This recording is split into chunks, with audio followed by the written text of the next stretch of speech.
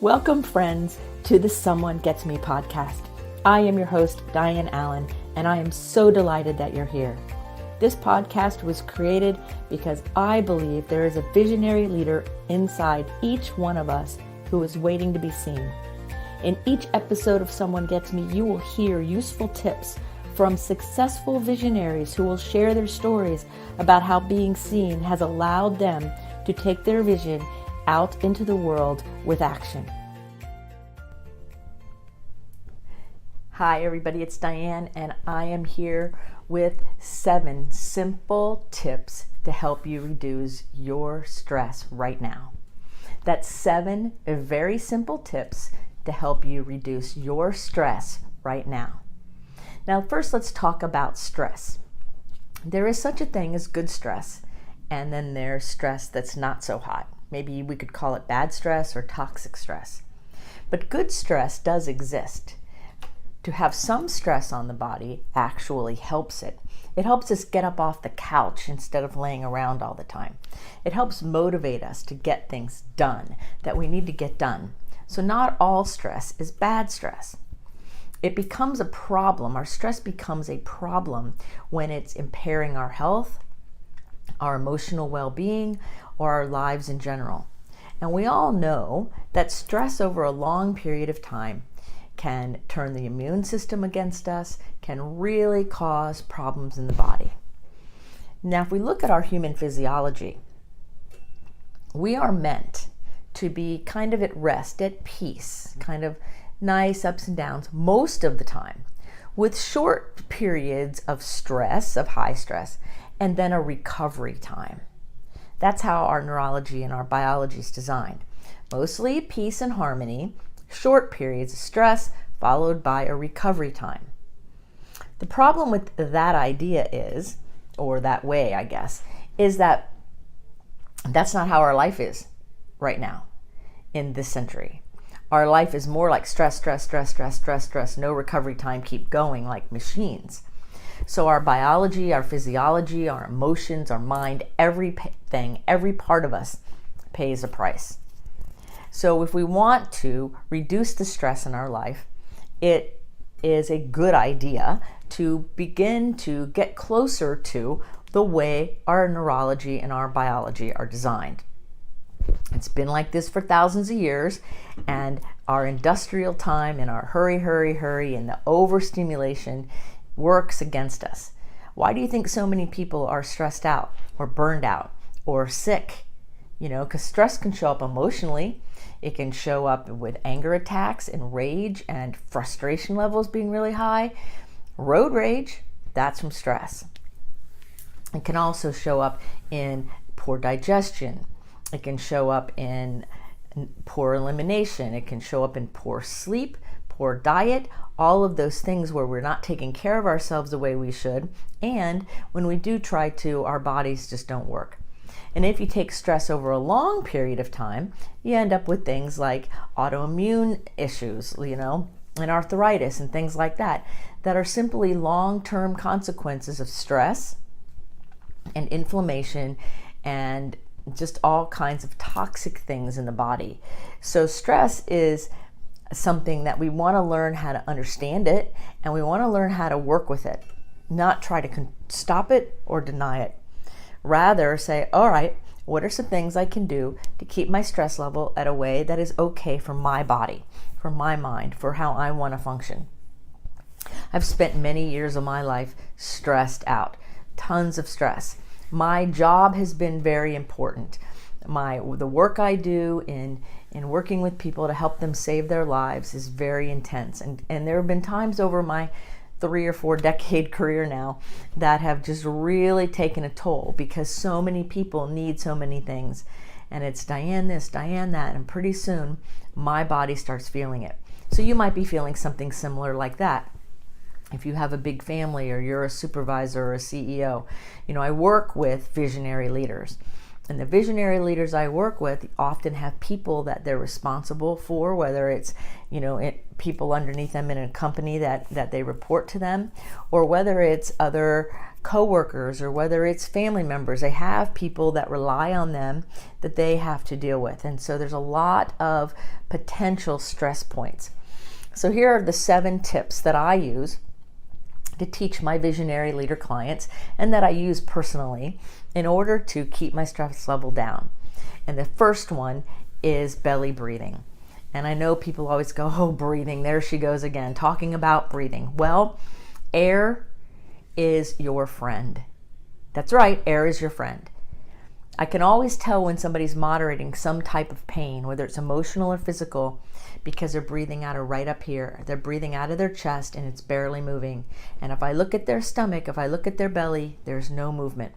That means the person is moderating some type of pain, known or unknown to them, conscious or unconscious. That's what it means.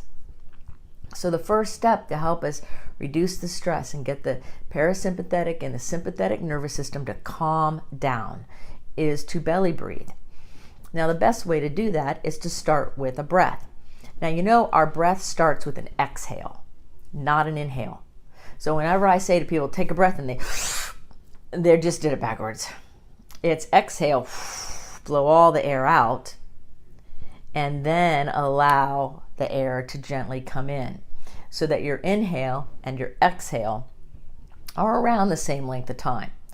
And then in order to reset this nervous system, we want to pause at the top and pause at the bottom for just a couple seconds. That's not sucking it in and holding it. That adds stress. It's a pause. So it looks like this.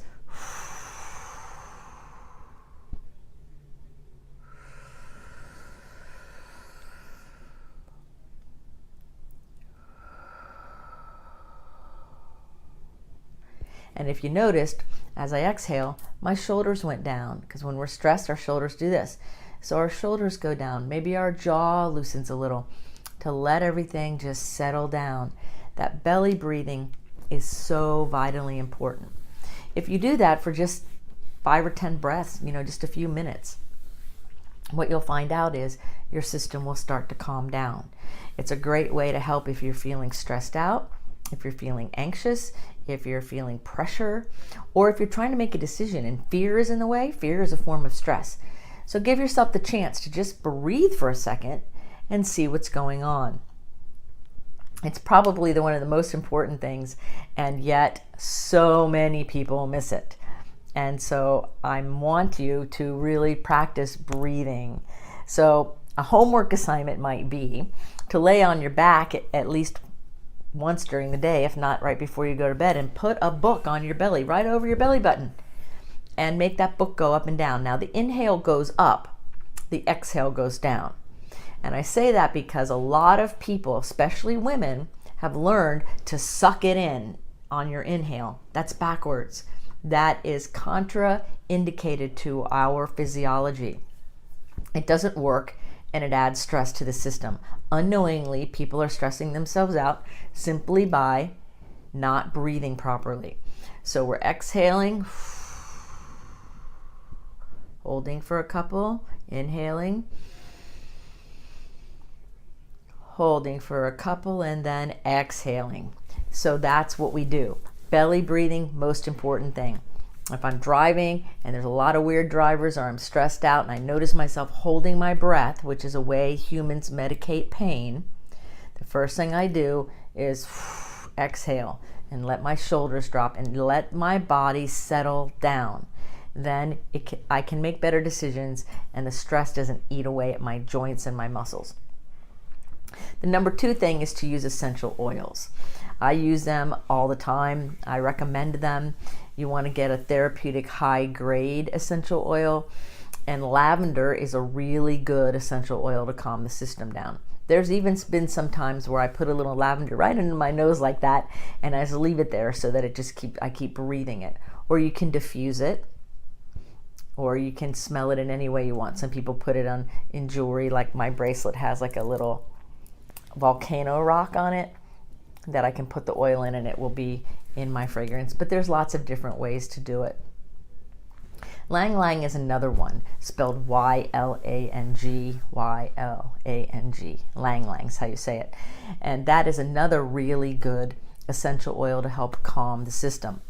Now, sometimes if you're really spent and really, really agitated, ylang ylang may be a little bit more effective than lavender. So if you don't like lavender, or it's never really worked and you've tried it, make sure you get a therapeutic grade. Essential oil is not the same as a fragrance oil. I had one of my clients, I told him all about it, and guess what he did? He went to Dollar Tree, of all places, and got a fragrance oil that was lavender scented, and he wondered why it wouldn't work. I said, well, bring it in, let me see. And it was a fragrance oil. Those things are petroleum based, and that's not what I'm talking about. I'm talking about an essential oil that comes from the plant, that's distilled down in a healthy way so that it's therapeutic for you to align with it and breathe with it. And so lavender or ylang ylang are the two best that I know. There's plenty of others. So if there's an essential oil that you like that helps calm you down, use it. But use them frequently. Sometimes people use essential oils only when it's the end of the line. And I think stress kind of builds up. I think if we get up in the morning and we have a little stress, if we don't stop and breathe and meditate in the middle, which often we don't, then by the end of the day, that level's a little high. It's a little vibration, underneath. So why don't we use some essential oils, make ourselves feel better? Number 3 is having a nice warm beverage. Yes, a nice warm beverage. I love to wrap my hands around one of my tea cups. Often I'll have an herbal tea that doesn't have caffeine in it, because caffeine will set the adrenals off a little. And I allow myself to have an herbal tea that is peaceful and calm. Sometimes I will have chamomile in it. Sometimes it will be red tea. Anything without caffeine in it that tastes good to you is fine. Now, you don't want to add sugars or anything to this tea, because the sugar, white sugar or caffeine, ramp the system back up, and we're trying to calm the system. So what we want to do is have a tea or a warm beverage that soothes us. Some people warm milk. Some people I make sometimes some warm water, and I just put squeezed lemon in it. That's it. And it just tastes good to me. Sometimes it's just the warmth with your hands around the cup you're drinking it out of, really help calm the system, help decrease the stress.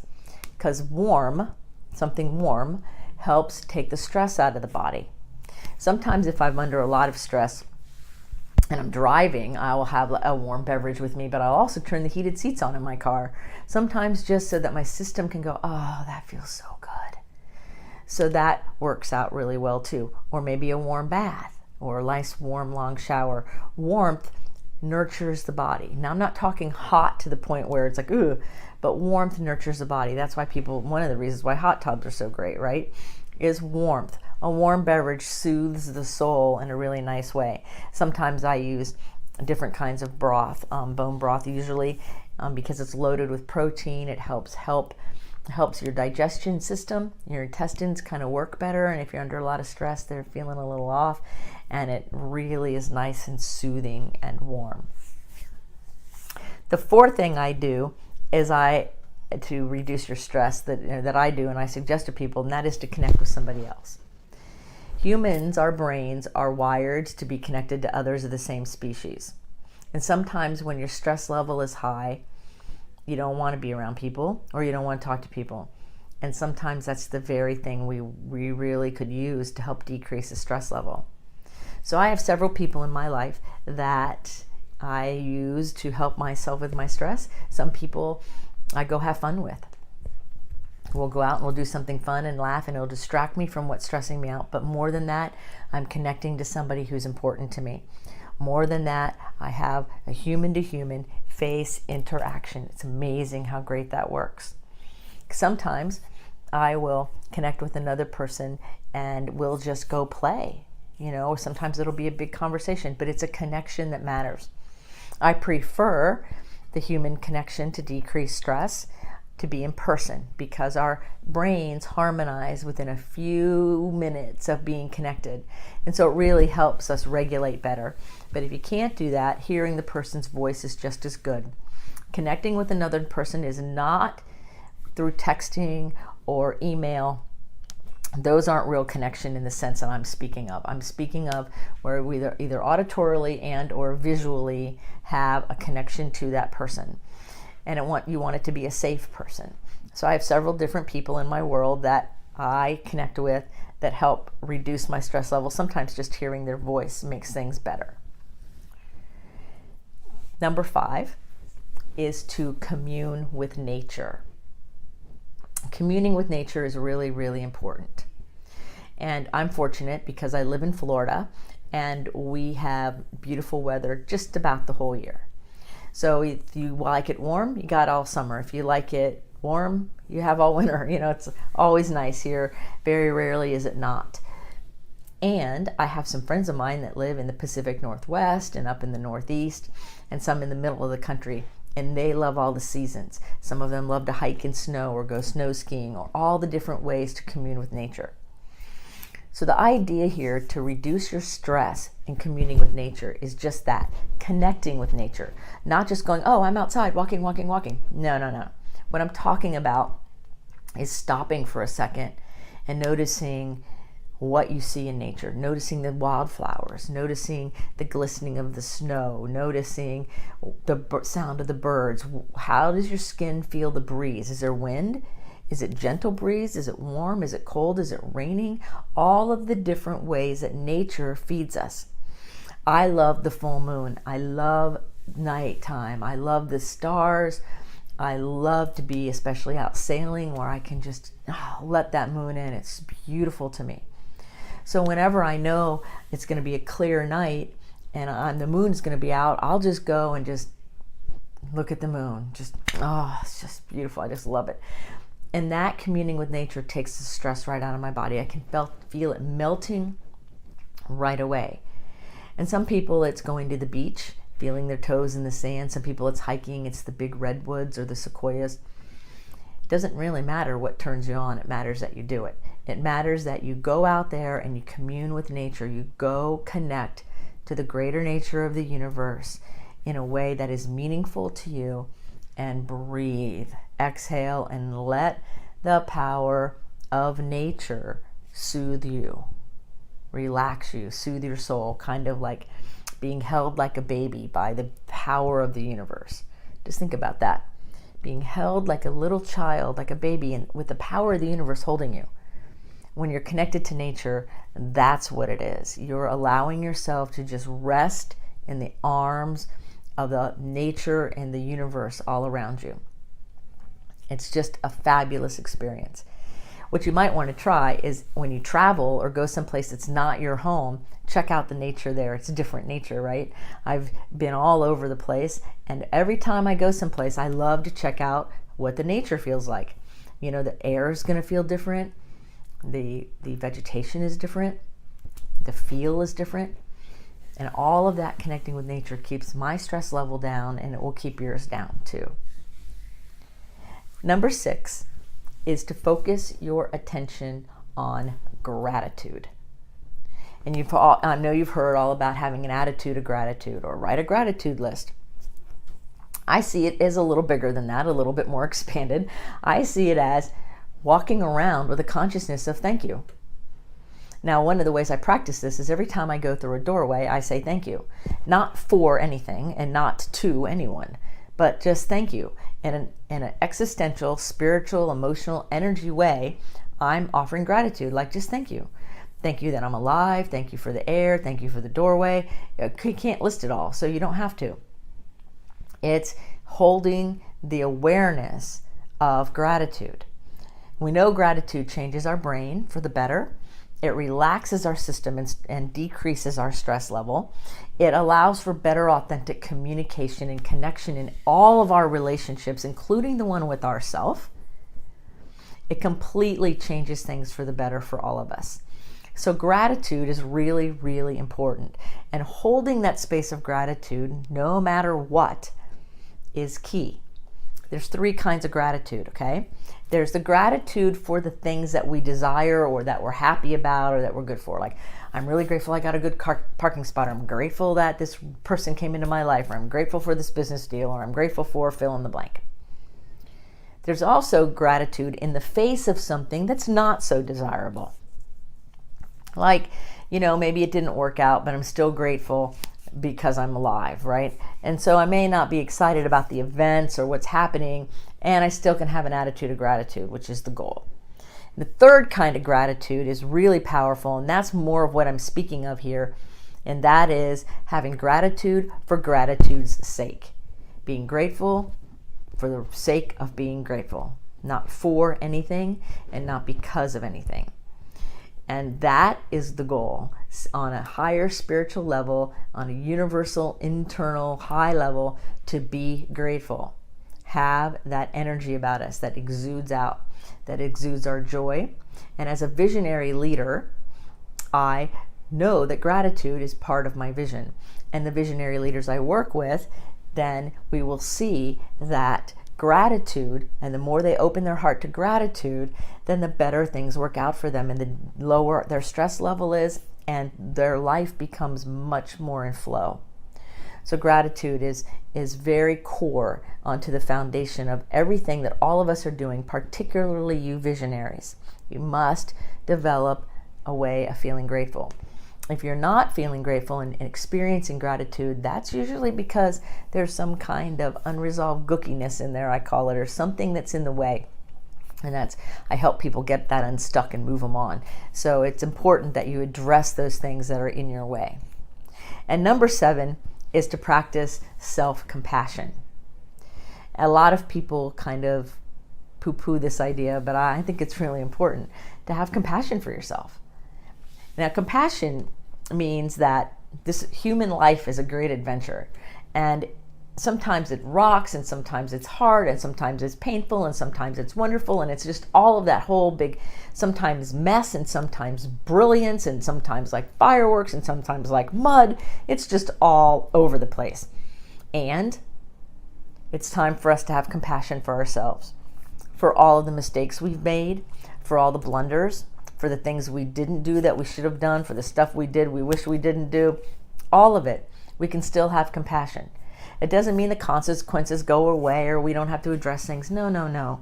What it does mean is that if I can have compassion myself for the great adventure of being human, I'm human, then it takes the stress and the pressure of having to do everything perfectly right the first time.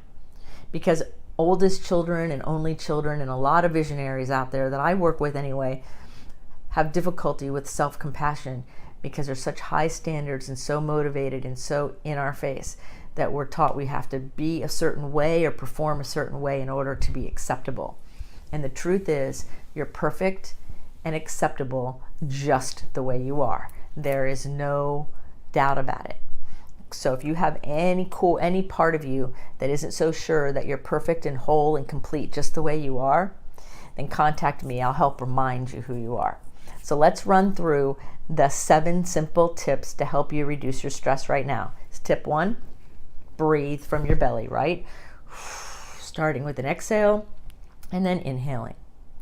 Tip 2, using essential oils. Lavender or ylang ylang are great, and if there's another one that helps soothe you, that's great, but make sure it's essential oil, not a fragrance oil. Number 3 is enjoy a warm beverage that's caffeine free. Sometimes I like just water with a little bit of lemon in it, and sometimes it's nice herbal teas that are caffeine free naturally, that just soothe the body and help bring myself down from the stress. Number 4 is connecting with another person, face to face or auditory, not texting, not emailing. That's not connection. You can do that, but that's not this kind of connection. To reduce our stress, we need to have a connection, either auditory, visually, or both. Number 5 is to commune with nature. And you can do that at night or in the morning or in the north or the south. There's so many options. So I always like to commune with nature wherever I am, when I'm traveling especially, because I can feel the difference in the air, and I can feel the breeze, I feel the sun, and check out the stars. It's just beautiful. Sometimes I walk through meadows or walk just through the yard and look for the small little wildflowers. And when I'm doing that, I'm connecting with an energy and the creation of the universe much greater than me, and it decreases my stress level naturally. Then number 6 is focus your attention on gratitude and having gratitude for gratitude's sake without having to have a reason for it. And number 7 is to practice self-compassion, because after all, you are amazing. I am amazing. We're all amazing. We're human beings having a great human experience, and sometimes we deserve the same compassion we would afford another person. So there are your 7 simple tips to help you reduce your stress right now. None of them are all that hard. There's other ones we could add to this list that might take a little bit more, but I wanted to give you some simple, easy to do, actionable things to reduce your stress right now so you can enjoy health and vitality and joy. Visionary people require a nice, beautiful flow of energy, and when we're not really living in that space, it can really drag us down. So we want to all the time be taking care of our stress levels so that we're optimizing our perfect way of being. Yeah, that's it. Optimizing your perfect way of being. I like that. So until next time, remember you're a rock star, and go out there and reduce your stress. Thank you for listening. I trust you gained some valuable inspiration and information. Please join me and other visionaries in the Someone Gets Me Facebook group. Or for more information on my services and additional episodes, visit someonegetsme.com. Again, thanks for listening.